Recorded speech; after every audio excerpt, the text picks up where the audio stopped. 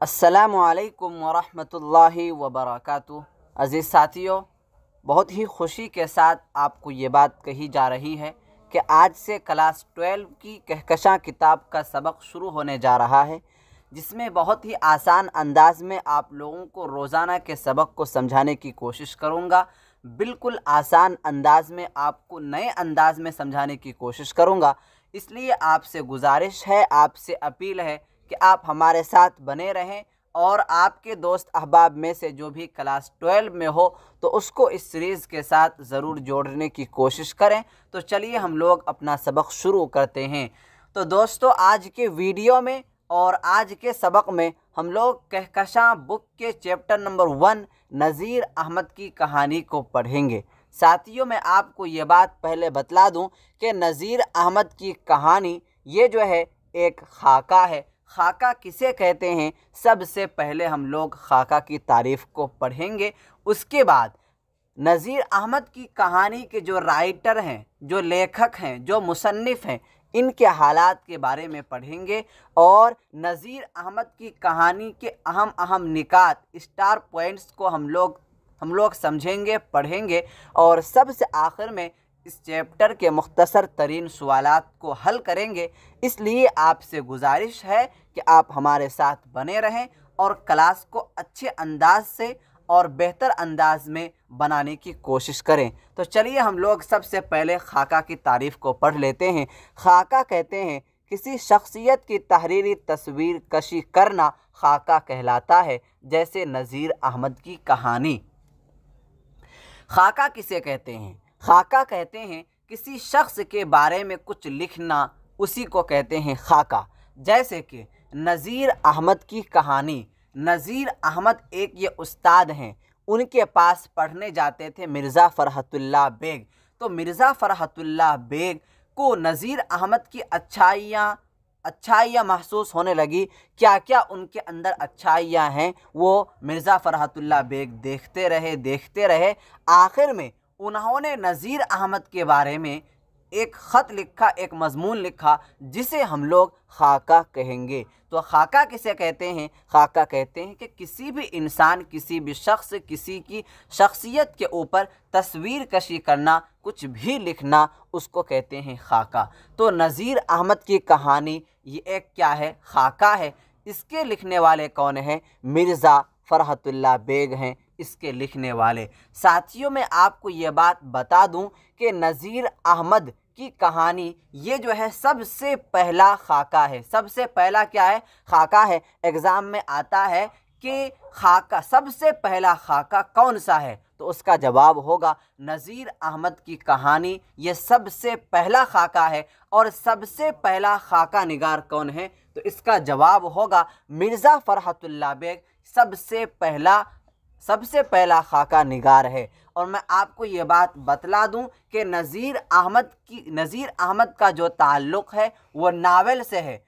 इन्होंने ही मिरअतुल उरूस को लिखा, जो एक क्या है? नावल है। तो नज़ीर अहमद का ताल्लुक़ एक नावल निगार से है कि जिन्होंने मिरअतुल उरूस नावल को लिखा। और मिर्ज़ा फ़रहतुल्लाह बेग का ताल्लुक़ किससे है? खाका निगारी से है, जिन्होंने नज़ीर अहमद की कहानी को लिखा। तो अब हम लोग चलते हैं नज़ीर अहमद कहानी के राइटर, लेखक और उसके मुसन्निफ़ मिर्ज़ा फ़रहतुल्लाह बेग के बारे में। इनके अहम अहम निकात और स्टार पॉइंट्स को हम लोग पढ़ेंगे। इस खाका का मुसन्निफ़ कहते हैं लेखक को, राइटर को। तो इस खाका का मुसन्निफ़ मिर्ज़ा फ़रहतुल्लाह बेग है। तो नज़ीर अहमद की कहानी एक क्या है? खाका है। इस खाका का मुसन्निफ़, इस खाका के राइटर, इसके लेखक का नाम क्या है? मिर्ज़ा फ़रहतुल्लाह बेग है। वालिद का नाम, किनके वालिद का नाम? मिर्ज़ा फ़रहतुल्लाह बेग के वालिद का नाम मिर्ज़ा हशमतुल्लाह बेग। दादा का नाम मिर्ज़ा अब्दुल्ला बेग। वालिदा यानी माँ का नाम मुशर्रफ जहाँ बेगम। फूफी का नाम हुस्न जहाँ बेगम है। क्या है? हुस्न जहाँ बेगम है। तो मिर्ज़ा फ़रहतुल्लाह बेग के वालिद का नाम क्या है? मिर्ज़ा हशमतुल्लाह बेग है। दादा का नाम क्या है? मिर्ज़ा अब्दुल्लाह बेग है। वालिदा का नाम क्या है? मुशर्रफ जहाँ बेगम है। फूफी का नाम क्या है? हुस्न जहां बेगम है।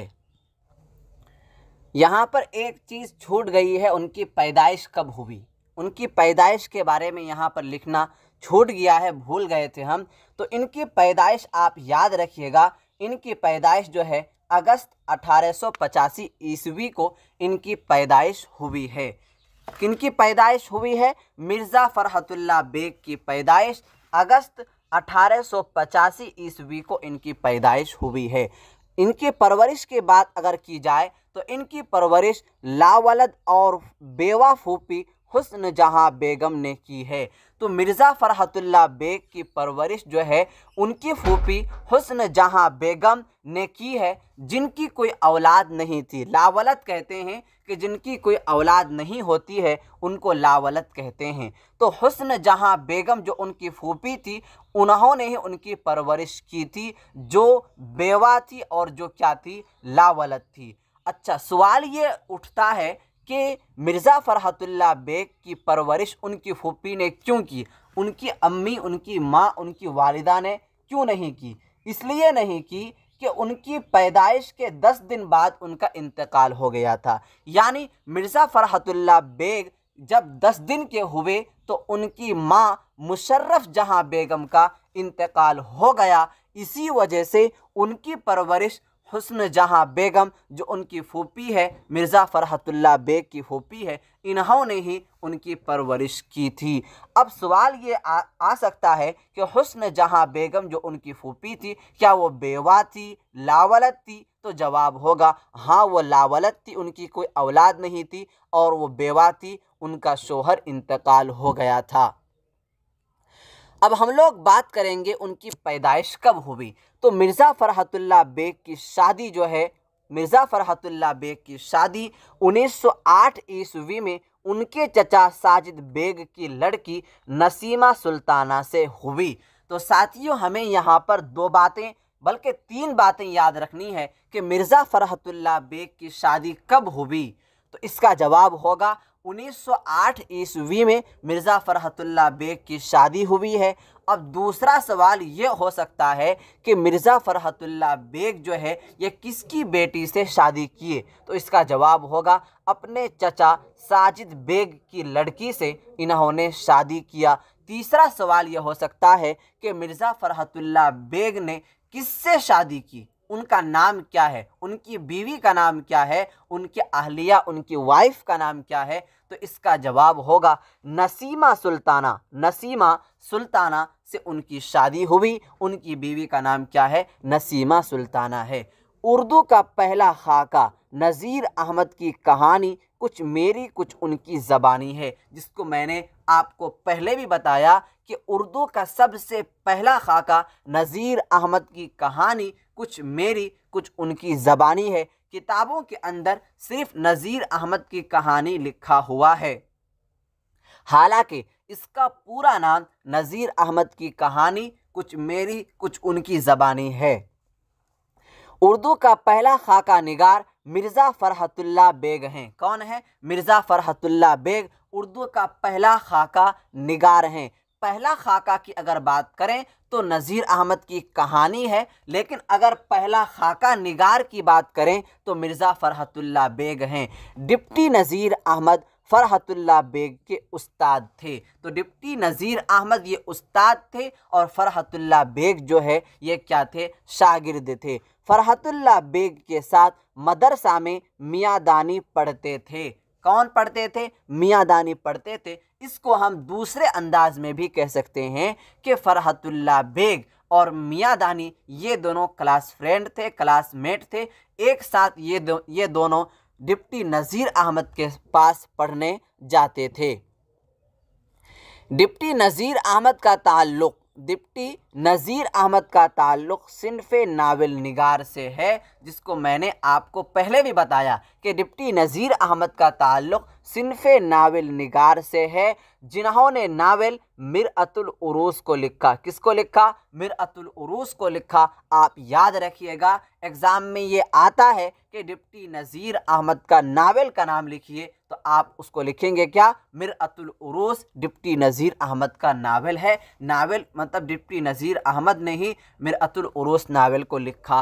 फरहतुल्लाह बेग और मियाँ दानी डिप्टी नज़ीर अहमद के यहाँ तालीम हासिल करने जाते थे।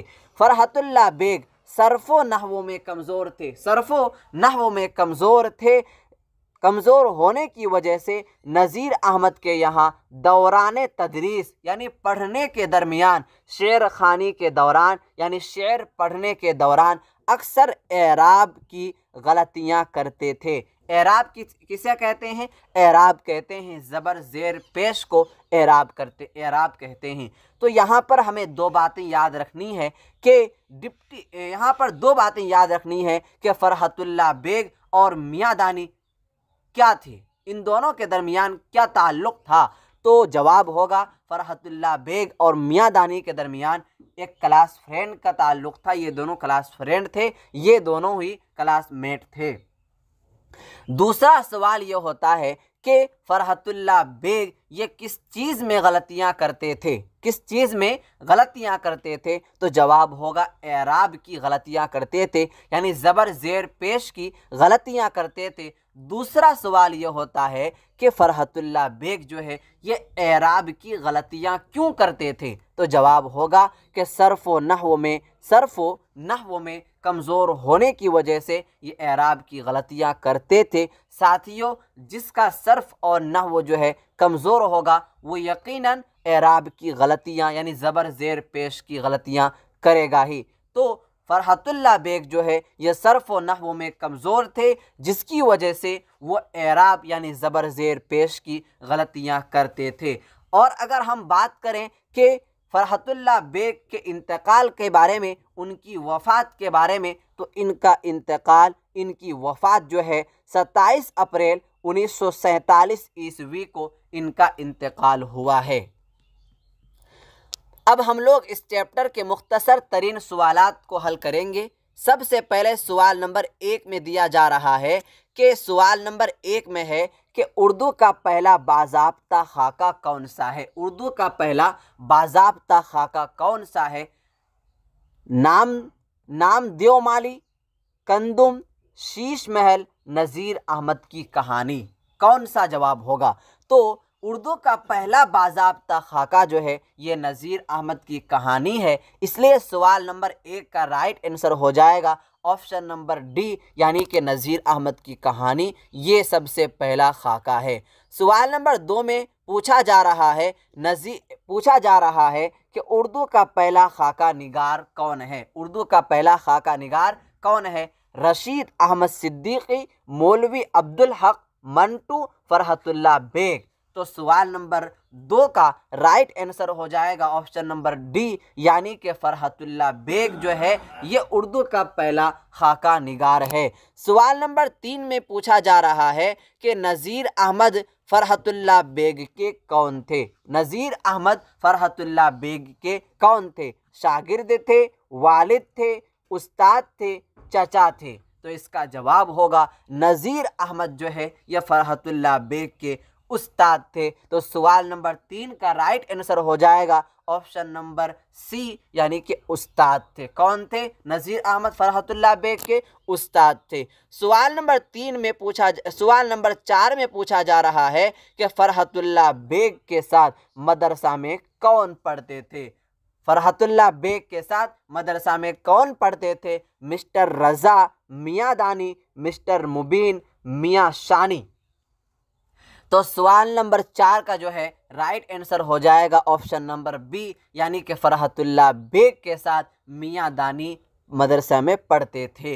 सवाल नंबर 5 में पूछा जा रहा है कि नज़ीर अहमद का ताल्लुक़ किस सिन्फ से है? नज़ीर अहमद का ताल्लुक़ किस सिन्फ से है?